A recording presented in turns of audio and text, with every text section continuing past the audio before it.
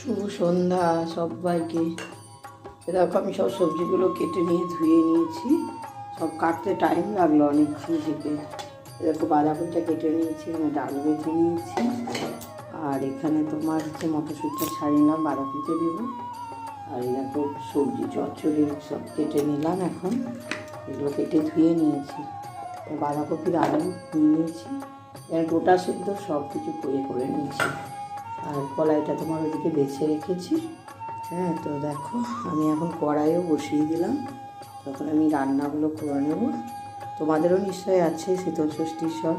তো এখানে সব 5টা বা 7টা 9টা এরকম করে তো আমি নিয়ে নিয়েছি। এখানে শিম বেগুন সব কিছুই। হ্যাঁ দেখো, তো এই করবো। লাস্টে একটু পোস্তও করে রাখবো, কেননা আমার বাড়িতে সবাই এই ঘ্যাটঘুট খায় না, বুঝতেই পারছো। তো টাটা, শুভ সন্ধ্যা, সবাই দেখতে থাকো। আমি এরপরে আরও রান্নাগুলো করব, তখন আবার দেবো।